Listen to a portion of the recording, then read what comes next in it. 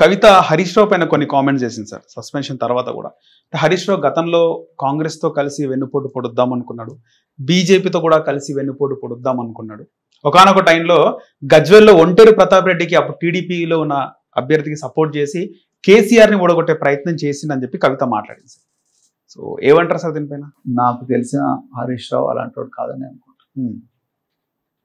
ఆయనకి ఎప్పుడు నిరంతరం పని పని పని. సో అతను ఎంతసేపు నా ఎదురు ఒక టాస్క్ ఉన్నది, బీఆర్ఎస్ పార్టీని ఏ విధంగా బలోపేతం చేయాలి, కేసీఆర్ గారు ఇచ్చిన ఆదేశాలను ఏ విధంగా పాటించాలి, పార్టీలో క్యాడర్ను ఏ విధంగా కాపాడుకోవాలి, ఏ విధంగా మళ్ళీ బీఆర్ఎస్ పార్టీని అధికారంలోకి తీసుకురావాలన్న ఆలోచనలే ఆయనకు ఉంటాయి తప్ప ఆయనకు ఈ కుట్రలు కుతంత్రాలు ఇవన్నీ కూడా చేస్తారైతే నేను అనుకోవడం లేదు.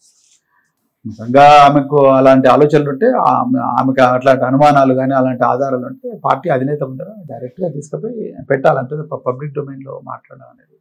మీరు గమనిస్తే సార్ 2014లో గజ్వెల్ టీడీపీ అభ్యర్థి ఒంటేరు ప్రతాప్ రెడ్డి సమీపంగా వచ్చిండు కేసీఆర్ గారికి. కనొక దశలో ఒంటేరు ప్రతాప్ రెడ్డి కాంగ్రెస్ అంటే 14లో సార్ టీడీపీలో ఉండే, 18లో కాంగ్రెస్లోకి వచ్చి 14లో బాగా హరీష్ రావు సపోర్ట్ చేసిన అనేది బాగా వినిపించింది అప్పుడు కూడా. నేను అప్పుడు రాజకీయాల్లో లేను, కానీ ఇప్పుడు కూడా విశ్లేషించవచ్చు కదా ఏం నాకు జరిగింది. తెలిసిన హరీష్ రావు గారి గురించి అయితే నేను చెప్తున్నాను. So is very hard working person.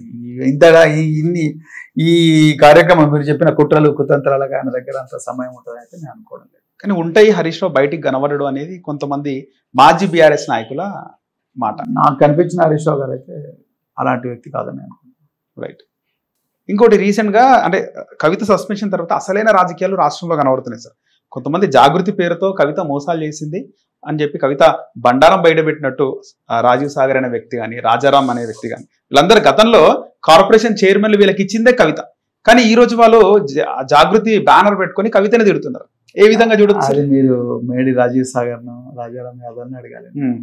మరి వాళ్ళు పొలిటికల్ స్ట్రాటజీ అనుకోవచ్చా, వెనకాల హరీష్ రావు ఉండడం అనుకోవచ్చు? వాళ్ళని అడగాలి. ఎందుకంటే నేను కొత్తగానే వచ్చాను పార్టీ లోపలికి. సో అవన్నీ వాటి గురించి నేను మాట్లాడలేను. మరి వాళ్ళకు ఎందుకు అలాంటి స్టేట్మెంట్ ఇవ్వాల్సి వచ్చింది, నిజంగా ఉంటే మరి దానికి ఆధారాలు ఏమున్నాయి ఏంటి అనేది వాళ్ళే చెప్పాలి. అంతే తప్ప వాళ్ళని చెప్పాలి, లేకపోతే కవిత గారని చెప్పాలి, లేకపోతే పార్టీ అని చెప్పాలి. సో ఇప్పుడు దాని గురించి మీరు నిజంగా ఇప్పుడే రాజకీయాలు వచ్చింది. నిజంగా పార్టీకి హానెస్ట్గా చెప్పాలంటే పార్టీకి అంత సమయం లేదు, వీటన్నిటి గురించి ఆలోచించే సమయం లేదు. మాకు రైతుల యూరియా కష్టాల మీద, లేకపోతే విద్యార్థుల తిండి కష్టాల మీద, లేకపోతే రైతులకు రావాల్సిన బోనస్ మీద, లేకపోతే రుణమాఫీల మీద, నిరుద్యోగుల ఉద్యోగాల మీద, లేకపోతే విద్యార్థులకు రావాల్సిన 8,000 కోట్ల రూపాయల బకాయిల మీద, లేకపోతే పెండింగ్లో ఉండే ఇరిగేషన్ ప్రాజెక్టుల మీద, వీటి మీదనే మా ధ్యాస ఉంటుంది తప్ప మాకు ఈ ఏమంటారు ఇదంతా కేవలం ఒక నాయిస్. ఈ నాయిస్ మీద మాకంత సమయం లేదు, to be very honest. Media వాళ్ళకి ఏమైతే ఒక స్పైసీ సబ్జెక్ట్ లాగా కనిపిస్తుంది, మాకు మాత్రం ఇది ఒక నాయిస్ లాగా కనిపిస్తుంది. Noise, just noise. సార్ మీరు రాజకీయాల్లోకి రీసెంట్ గా వచ్చినారు అని చెప్తున్నారు. నిజంగా మీరు రాజకీయాలకు రీసెంట్ గానే వచ్చారు. 3 సంవత్సరాలు అయింది అనుకుంటా మీరు వచ్చి. కేవలం 3-4 సంవత్సరాలు బీఆర్ఎస్ పార్టీలోకి వచ్చి 1 ఇయర్. సో మీరు రాజకీయాల్లోకి రావడమే కాంచీరామ్ గారి ఆశయాల సాధన కోసం ఆకర్షితులై మీరు బీఎస్పీలో చేయడం జరిగింది. బీఎస్పీ మీరు రాష్ట్ర అధ్యక్షులు అయినప్పుడు చాలా మంది సంతోషించారు. అంటే మీకు కూడా తెలియదు అంతమంది సంతోషించారు గ్రౌండ్ లెవెల్లో. కానీ ఎందుకు అని కాంచీరామ్ గారి ఆశయాలకు అనుగుణంగా కాకుండా కేసీఆర్ గారి ఆశయాల కోసం మీరు బీఆర్ఎస్ లో చేరడం జరిగింది. కాంచీరామ్ గారి ఆశయాలకు అనుగుణంగానే ఉన్నాను నేను. కాంచీరామ్ గారి ఆలోచన విధానమే నాకు గుండెల్లో ఉన్నది. ఓట్ హమారా రాజ్ తుమారా నహీ చలేగా. కానీ బీఆర్ఎస్ లో పరిస్థితి లేదు కదా సార్ అని ఎవరన్నారు? బీఆర్ఎస్ లో ఒక్క నిమిషం, బీఆర్ఎస్ లో కూడా ఆ వేదిక ఉంది కాబట్టి, ఆ ఫ్రీడమ్ ఉంది కాబట్టి నేను ఇక్కడికి వచ్చాను. నేను రోజు మాట్లాడుతున్నది కాంచీరామ్ గారు ఏ బహుజనులను ఈ దేశ రాజకీయాలకు పరిచయం చేశారో, ఏ బహుజనుల అన్యాయం మీద ఆయన గొంతెత్తారో ఆ బహుజనుల గురించి నేను బీఆర్ఎస్ పార్టీ వేదికగా కొట్లాడుతున్నా. బీఆర్ఎస్ పార్టీ కూడా అంతే స్వేచ్ఛా స్వాతంత్రాలు నాకు ఇస్తుంది. 2 పార్టీలు కూడా అణచివేతకు వ్యతిరేకంగా వచ్చిన ఆ పార్టీలే. ఆనాడు ఆంధ్ర పెత్తందారుల అణచివేతకు వ్యతిరేకంగా వచ్చింది బీఆర్ఎస్ పార్టీ. ఆనాడు అగ్రవర్ణాల్లో ఉండే ధనికులు అణిచివేస్తే నలిగిపోయిన బహుజనుల 95% బహుజనులు ఎవరైతే ఉన్నారో వాళ్ళ గొంతుకగా వచ్చింది బహుజన్ సమాజ్ పార్టీ. ఈ రెండిటికి ఉండే కామన్ విధానం ఏంటంటే తిరుగుబాటు.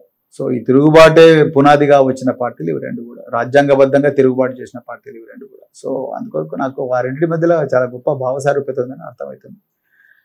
కేసీఆర్ గారు ఒక్కరు, లేకపోతే కేటీఆర్ గారు ఒక్కరు ఒక అగ్రకులానికి చెందినంత మాత్రాన సో దాని అర్థం ఆ పార్టీకి బహుజనవాదం లేదని కాదు. సో మీరు 2021 ఆగస్టు 8న అనుకుంటా పార్టీలో జాయిన్ అయింది. నల్గొండ. రైట్. కానీ బహుజనులు బీఆర్ఎస్ లో పార్టీ అధ్యక్షులు కాలేరు, పార్టీ గెలిస్తే ముఖ్యమంత్రి కాలేరు కదా సార్?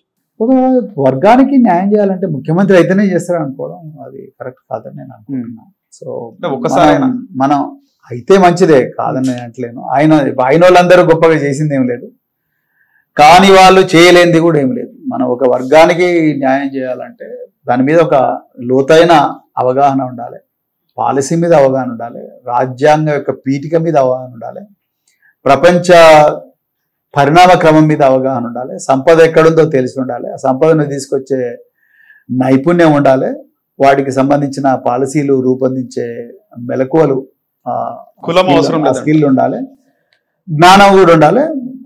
కులం అప్పుడప్పుడు ఉంటే అడ్వాంటేజ్, కులం లేక ఒక్కోసారి అడ్వాంటేజ్ అయితే ఒకసారి డిసడ్వాంటేజ్ అవుతుంది. సో బట్ ఏదేమైనా ఏ కులమైనా కూడా ఇవి ఉంటే చాలు. స్పందించే హృదయం ఉండాలి ఎందుకన్నా ముఖ్యంగా.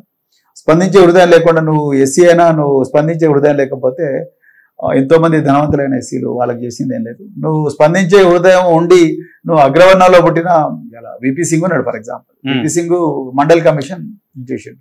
పివి నరసింహారావు ఆయన బ్రాహ్మణుడు, కానీ ఆయన ఏమంటారు ఈ భూ సంస్కరణలు తెలంగాణ ఉమ్మడి ఆంధ్రప్రదేశ్ రాష్ట్రంలో భూ సంస్కరణలు తీసుకొచ్చాడు. కేసీఆర్ గారు ఆయన వెలమ సామాజిక వర్గానికి చెందిన వ్యక్తి, కానీ ఆయన వల్ల అన్ని కులాలకు గురుకులాలు వచ్చినాయి. తర్వాత మిషన్ భగీరథ, తర్వాత దళిత బంధు, ఈ దేశంలో ఏ ముఖ్యమంత్రి చేయని సాహసం కేసీఆర్ గారు చేశారు, దళిత బంధు.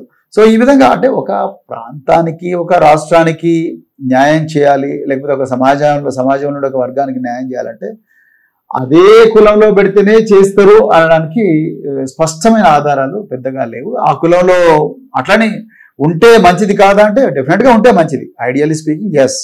కానీ ఉన్నంత మాత్రాన వీళ్ళందరూ చేస్తారంటే గ్యారంటీ లేదు. అట్లా నేను 100 ఎగ్జాంపుల్స్ ఇవ్వగలను. వాళ్ళు బాధపడతారు, ఇప్పుడు వాళ్ళందరూ యాక్టివ్ రాజకీయాలు ఉన్నారు కాబట్టి వాళ్ళు పేర్లు రాయించుకోను. సో అట్లేం లేదండి. సో మనం బాగా ఎస్ఆర్ శంకర్ ఉన్నాడు, ఆ ఫోటోలో ఉంటాడు ఆయన, ఎస్ఆర్ శంకర్ అని. ఆయన బ్రాహ్మణుడు, కానీ మొత్తం చివరి వరకు పెళ్లి చేసుకోకుండా ఎస్సీల కోసం ఆయన జీవితం అంతా ధారపోసారు. రైట్. అట్లా మనం అట్లా ఊరికే కులం చెట్లలోనే అన్ని చూడకూడదు. హిట్ టీవీ యాప్, ఇందులో short news, live news, entertainment shows, movies, digital magazines తో పాటు మీ జిల్లా వార్తలను కూడా ఫ్రీగా చూడొచ్చు. ఇంకెందుకు ఆలస్యం, వెంటనే హిట్ టీవీ యాప్ ని డౌన్లోడ్ చేసుకుని ఫ్రీగా ఎంటర్టైన్మెంట్ పొందండి. Hit TV app, hit TV app, please download hit TV app. Hit TV app ని ఫ్రీగా డౌన్లోడ్ చేసుకుని ఎంజాయ్ చేయండి. మీకు నచ్చిన ఎంటర్టైన్మెంట్ కోసం హిట్ టీవీ యాప్ ని ఫ్రీగా డౌన్లోడ్ చేసుకుని ఎంజాయ్ చేయండి. హిట్ టీవీ యాప్ ని డౌన్లోడ్ చేసుకుని ఆస్వాదించండి, ఆశీర్వదించండి. ఇంతమంది సెలబ్రిటీలు హిట్ టీవీ యాప్ ని డౌన్లోడ్ చేసుకోండి అని చెప్తున్నారంటే ఎంత మంచి యాప్ ఆలోచించండి.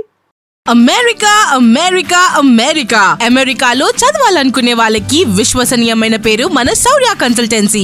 UK లో 1 year masters, UK లో 1 year masters, 2 years work permit up to 5 years visa. Contact Saurya Consultancy. Contact 89851 89851.